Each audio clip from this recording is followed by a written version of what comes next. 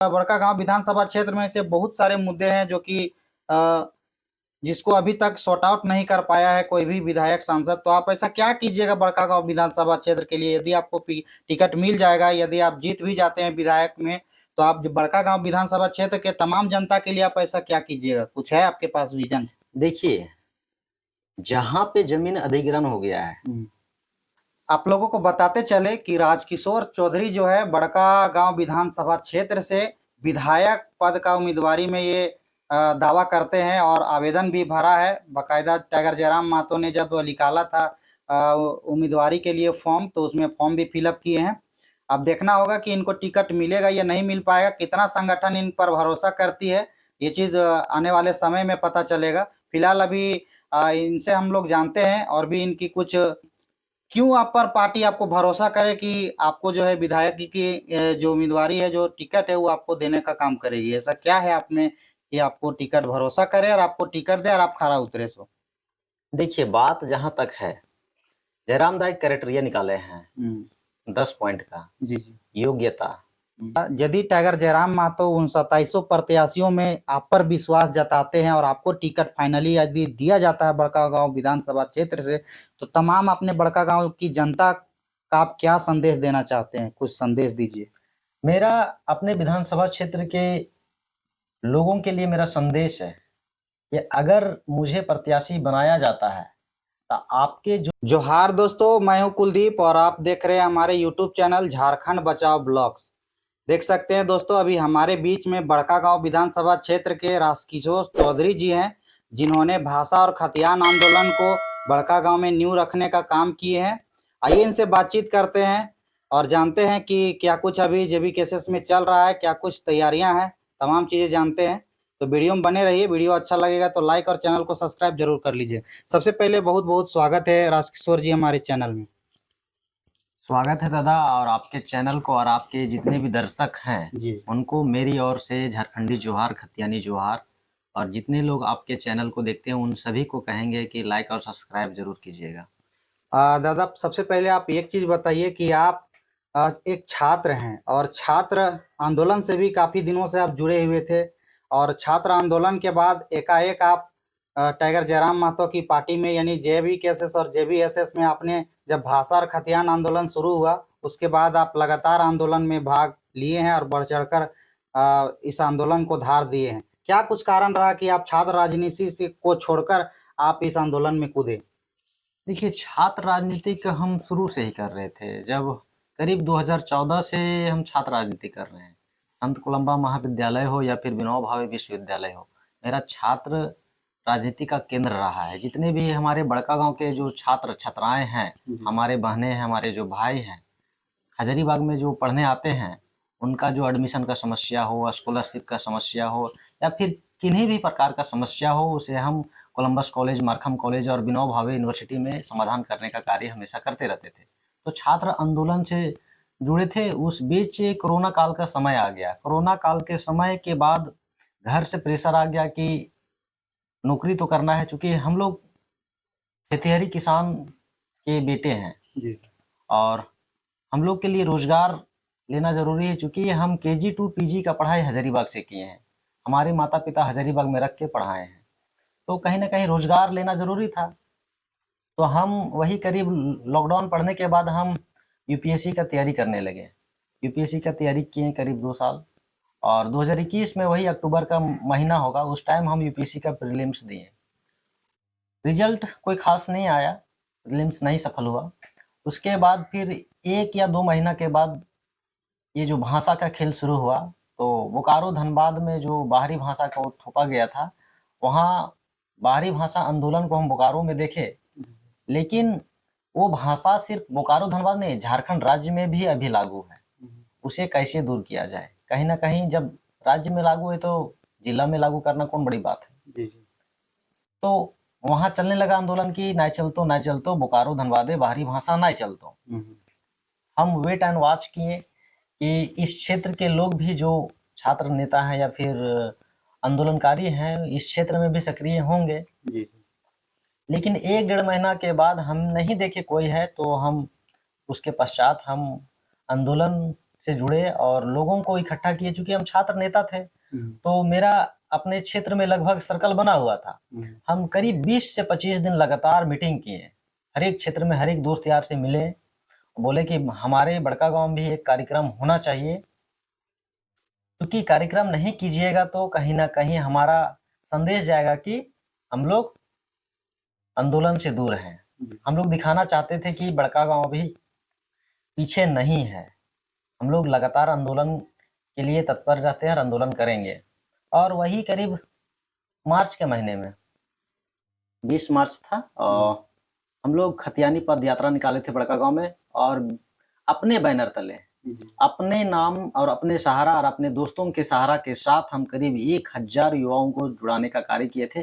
खतियानी पद यात्रा हमारे आप सोशल मीडिया में देख सकते हैं। वहां से शुरू हुआ था हमारा ये भाषा आंदोलन का बड़का गांव का शुरुआत। उसके बाद हम लोग जो है कि जिस टाइम बोकारो धनबाद में विधायकों को दिया जा रहा था कि आप एक खतियान आधारित स्थानीय नीति नियोजन नीति मुद्दा को आप राज्य के सदन में उठाइए, उस टाइम हम अपने जो क्षेत्र की विधायिका है उसे अपना लेटर देने का काम किया था कि खतियान आधारित स्थानीय नीति नियोजन नीति का मुद्दा को विधायक जी आप सदन में उठाइए। उसके बाद हमारा सबसे बड़ा वहां कार्यक्रम जन जागरूकता अभियान रहा, जो बड़का गांव केराड़ी प्रखंड में 1932 खतियान आधारित पंचायत स्तरीय जन जागरूकता अभियान जो चलाए करीब 60 दिनों तक। ये हमारे लिए बहुत फायदेमंद साबित हुआ और ये करने के बाद हमने करीब 25-26 पंचायत कमेटी गठन की। 39 पंचायत है बड़का गांव केराड़ी मिला के, हमने 25-26 पंचायत कमेटी गठन करने का काम किया। और उसके बाद हमारा जो संगठन है JBKSS वहाँ लोकसभा का चुनाव लड़ती है और वही परिणाम है कि 31,500 वोट बड़का गांव विधानसभा देता है JBKSS को उम्मीदवार को, और उनमें से करीब 23,000 वोट बड़का गांव और केराड़ी से रहा है। जी आप प्रभारी भी बनाए गए थे लोकसभा का? जी बिल्कुल। देखिए हमारे ऊपर संगठन का बहुत बड़ा दायित्व लगातार समय समय पर दिया जाता रहा है। जैसे सर्वप्रथम मुझे रामगढ़ जिला का प्रभारी बनाया गया था, रामगढ़ जिला प्रभारी संगठन विस्तार के लिए। तो हमने 6 प्रखंड में जाके रामगढ़ जिला का संगठन विस्तार किए थे, महिला मोर्चा हो या फिर मैन विंग, दोनों का विस्तार किए थे, प्रखंड में जाके जिला का किए थे। उसके बाद हमको रामगढ़ विधानसभा का चुनाव प्रभारी बनाया गया और हम करीब 1.5 महीना रह के जो लोकसभा के प्रत्याशी थे उसके लिए हम प्रचार प्रसार किए, लोगों के साथ जनसंपर्क अभियान चलाएं, उन लोगों से मिले जो लोग रूठे थे, उन लोगों को मनाएं और JBKSS को एकजुट करके आज देखिए हजारीबाग लोकसभा के अंतर्गत रामगढ़ विधानसभा सबसे ऊपर है, सबसे ज्यादा मत और जब सबसे ज्यादा वोट देने का काम रामगढ़ विधानसभा किया है। तो रामगढ़ विधानसभा के जितने भी योद्धा हैं, JBKSS के योद्धा हैं, प्रखंड स्तरीय, पंचायत स्तरीय, केंद्र का, जिला का, सबका योगदान अहम रहा है। खास करके महिलाओं का भी योगदान बहुत ज्यादा रहा है इस रामगढ़ के आंदोलन में और उनका जो वोट दिलवाने का काम है उनमें भी। जी दादा, बहुत सारे ऐसे हमारे दर्शक हैं जो आपको पहली बार शायद देख रहे होंगे या देखे भी होंगे, तो आपको नाम और परिचय शायद नहीं जानते, तो हमारे दर्शकों को एक बार बता दीजिए। देखिए मेरा नाम पूरा नाम राजकिशोर चौधरी है। हम बड़का गांव विधानसभा अंतर्गत मेरा बुंडू पंचायत का एक छोटा सा सुदूरवर्ती प्राकृतिक के गोद में बसा एक गांव छोटा सा है, बटुका गांव का नाम है मेरा। हम वहां से बिलोंग करते हैं और मेरा जीवन क्या बोलिएगा, KG to PG का पढ़ाई हजारीबाग जिला में हुआ है और हम BSc फिजिक्स ऑनर से ग्रेजुएशन किए हैं संत कोलंबा महाविद्यालय से। और मेरा जो पोस्ट ग्रेजुएट का डिग्री है रांची यूनिवर्सिटी रांची से है और ट्राइबल एंड रीजनल लैंग्वेजेस से हम PG किए हैं। दादा अभी भी आपका पढ़ाई जारी है या फिर स्टॉप कर दिए हैं आंदोलन? अभी फिलहाल आंदोलन में कुछ स्टॉप है, चूंकि हम 1-2 महीना बाद अगर ये चुनाव बीतने के बाद जैसा भी परिणाम हो उसके बाद हम PhD के लिए दाखिला करेंगे। चलिए आप लोगों को बताते चले कि राजकिशोर चौधरी जो है बड़का गांव विधानसभा क्षेत्र से विधायक पद का उम्मीदवारी में ये दावा करते हैं और आवेदन भी भरा है। बाकायदा टाइगर जयराम महतो ने जब निकाला था उम्मीदवारी के लिए फॉर्म, तो उसमें फॉर्म भी फिलअप किए हैं। अब देखना होगा कि इनको टिकट मिलेगा या नहीं मिल पाएगा, कितना संगठन इन पर भरोसा करती है, ये चीज़ आने वाले समय में पता चलेगा। फिलहाल अभी इनसे हम लोग जानते हैं और भी इनकी कुछ निजी क्षेत्र में भी इनकी कुछ जानकारियां हैं, इनसे भी हम ये अभी लेने का प्रयास करते हैं, तो बने रहिए वीडियो में। दादा, आप पर ऐसा क्यों आप पर पार्टी आपको भरोसा करे कि आपको जो है विधायक की जो उम्मीदवारी है, जो टिकट है, वो आपको देने का काम करेगी? ऐसा क्या है आप में कि आपको टिकट भरोसा करे और आपको टिकट दे और आप खरा उतरे सो? देखिए, बात जहां तक है, जयराम दाई क्राइटेरिया निकाले हैं 10 पॉइंट का। जी जी। योग्यता, योग्यता हम ग्रेजुएट हैं। एक्स्ट्रा योग्यता हम क्षेत्रीय भाषा में पोस्ट ग्रेजुएट हैं। जी जी। आंदोलन में भागीदारी, तो आंदोलन में भागीदारी मेरा रहा है, जैसे विधानसभा घेराव हो गया, जी जी। 60-40 नियोजन नीति का हो गया, जेपीएससी का मामला हो गया, जेएसएससी सीजीएल का मामला हो गया। जी। और हम बता सकते हैं कि जेएसएससी सीजीएल का हम खुद शिकार हैं। जेएसएससी सीजीएल का हम एग्जाम लिखने रांची धुरवा गए थे। एग्जाम लिख के लौटे, भुट्टी मोड़ में गाड़ी बैठे और मोबाइल खोले तो देखे पेपर लीक हो गया। यानी पेपर लीक का शिकार हम खुद हैं। युवाओं को जो समस्या है, जो दर्द से आज झारखंड के युवा झेल रहे हैं, उस दर्द का एक पीड़ित हम भी हैं। तो युवाओं का दर्द को सबसे बेहतर, मुझसे अच्छा कोई नहीं उस क्षेत्र में जान सकता है। दादा, एक बहुत बड़ी समस्या है बड़कागांव विधानसभा क्षेत्र में। आए दिन जो है वहां पर देखा जाता है कि एनटीपीसी के द्वारा जो है ग्रामीणों के जमीनों पर जबरन जो है उसमें खदान कोड़ने का काम करती है। उसमें जो है मिट्टी जो है उसमें जो है जो एनटीपीसी जो निकाल रही है कोयला, उसका जो है वो सब जो खेतीहर जमीन है उस पर भी एनटीपीसी का मतलब लगातार देखा जा रहा है कि बिना मुआवजे के उस पर कब्जा कर ले रही है। तो उस बड़कागांव विधानसभा क्षेत्र में ऐसे बहुत सारे मुद्दे हैं जो कि जिसको अभी तक सॉर्ट आउट नहीं कर पाया है कोई भी विधायक सांसद। तो आप ऐसा क्या कीजिएगा बड़कागांव विधानसभा क्षेत्र के लिए? यदि आपको टिकट मिल जाएगा, यदि आप जीत भी जाते हैं विधायक में, तो आप बड़कागांव विधानसभा क्षेत्र के तमाम जनता के लिए आप ऐसा क्या कीजिएगा? कुछ है आपके पास विजन? देखिए, जहां पे जमीन अधिग्रहण हो गया है, जहां पे जमीन लोग दे दिए हैं, चाहे फिर छीन लिया गया है कंपनी के द्वारा, वहां हम लोगों को मुआवजा के लिए लड़ सकते हैं। जी जी। रोजगार के लिए लड़ सकते हैं, और ये संभव है। अगर आप कंपनी के साथ साठगांठ नहीं कीजिएगा तो ये संभव है। आज हमको जो जानकारी प्राप्त है एनटीपीसी में, विधायक जी का अपना साठगांठ है और विपक्ष वाले हैं उनका अपना साठगांठ है। अगर ये अपना साठगांठ को हटा देते हैं तो ओरिजिनल जो जेन्युइन मुआवजा है वहाँ के विस्थापितों को, रैयतों को मिलेगा। वहाँ के जो विस्थापित युवा हैं उनको एनटीपीसी में रोजगार मिलेगा, मुझे पूरा भरोसा है। क्योंकि हम करीब से एनटीपीसी को देखें, हम एनटीपीसी के मुआवजा का आंदोलन, जमीन बचाने का आंदोलन हम लगातार एनटीपीसी में करते रहे हैं। और करीब ऐसा है कि हम एनटीपीसी को केराड़ी जो क्षेत्र है वहाँ करीब 72 घंटा माइंस को बंद किए थे। तो वहाँ समस्या को हम फेस किए कि कहीं ना कहीं वहाँ का वर्तमान जो विधायिका है वो ही सबसे बड़ी परेशानी है, और विपक्ष भी है। क्योंकि विधायिका वहाँ तो कंपनी का साथ दे रहे हैं और फिर विपक्ष भी साथ दे रहा है। तो लोग जो विस्थापित हैं वो जेबी केसेस पर निगाह लगाए हुए बैठे हैं कि कौन ऐसा उम्मीदवार आएगा जो बिके ना, टिकने वाला होना चाहिए, बड़कागांव का बेटा होना चाहिए, विस्थापितों का हमदर्द होना चाहिए। तो मुझे उम्मीद है कि हम उन लोगों के जो समस्या है उन समस्याओं का समाधान करने का काम करेंगे। और देखिए, मेरी पहचान भले छात्र नेता से है, लेकिन ये 2.5-3 सालों में जब से गोंदलपुरा में जमीन बचाओ का आंदोलन चल रहा है, शुरुआती दौर से पुलिस के बंदूक के नोक पर हम खड़ा होके उस आंदोलन को हमेशा सामना करते आए हैं और आगे भी करते रहेंगे। क्योंकि आज तक कंपनी वहां पे एक भी कदम नहीं रख पाया।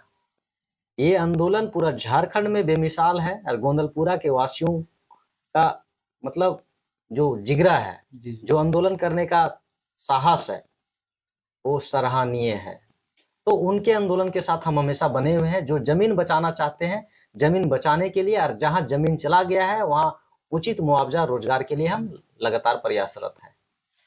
टाइगर जयराम महतो भी ये हमेशा से अपने सभाओं में कहते आते हैं कि यदि अभी झारखंड में सबसे ज़्यादा ज़रूरी है तो खतियानियों के लिए उनका सबसे पहला उनका ज़मीन मायने है और ज़मीन के ही बात करते हैं देख सकते हैं।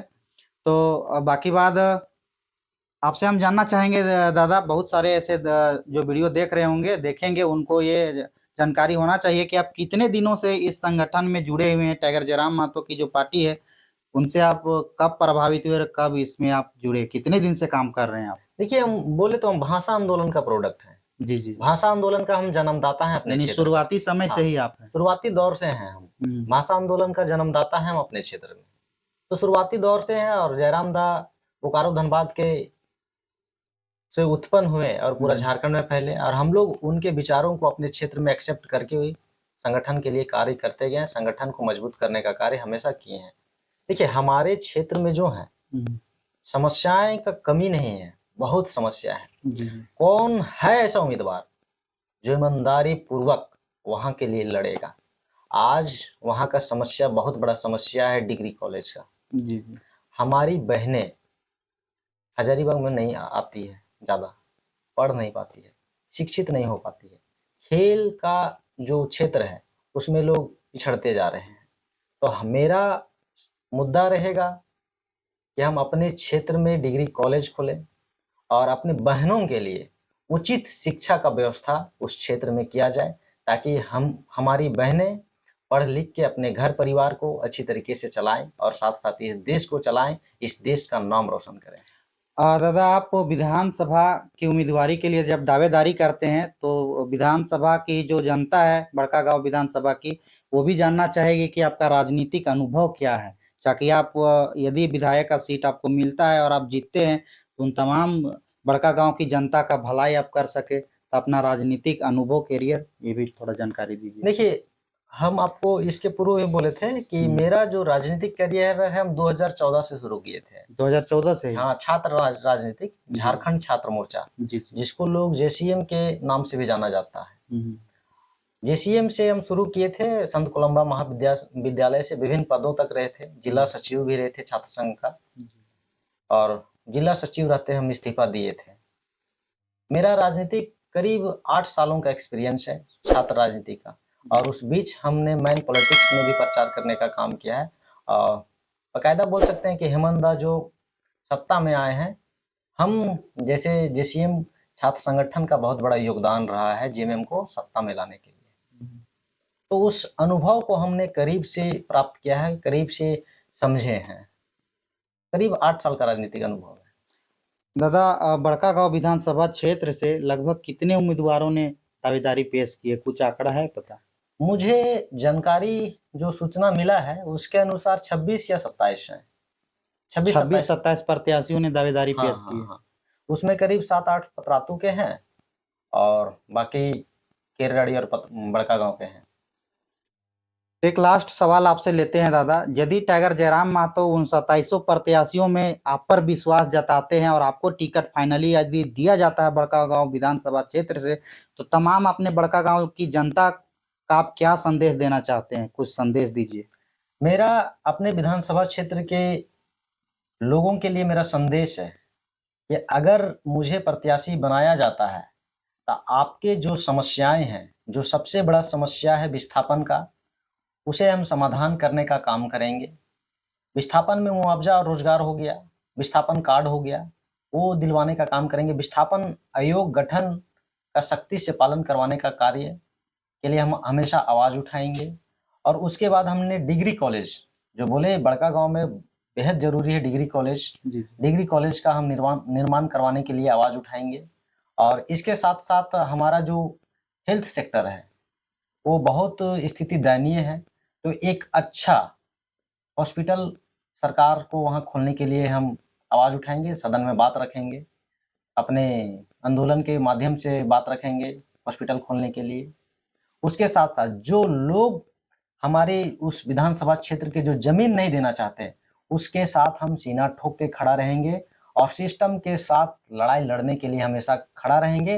क्योंकि हमारा विधानसभा क्षेत्र बहुफसली इलाका है, वहाँ एक साल में 4 फसल उगाए जाते हैं। तो हमारा जो क्षेत्र है वो खेती से ही जाना जाए, ना कि धनबाद बोकारो जैसा खंडहर बना के। तो हम उन लोगों से यही कहेंगे कि आपका बेटा इन सभी चीज़ों के लिए तटस्थ है और हमेशा साथ आप लोगों का रहेगा। ये बेटा आप लोगों का हमेशा आवाज़ बन के रहेगा, आप लोगों के सुख दुख के साथ हमेशा साथ रहेगा।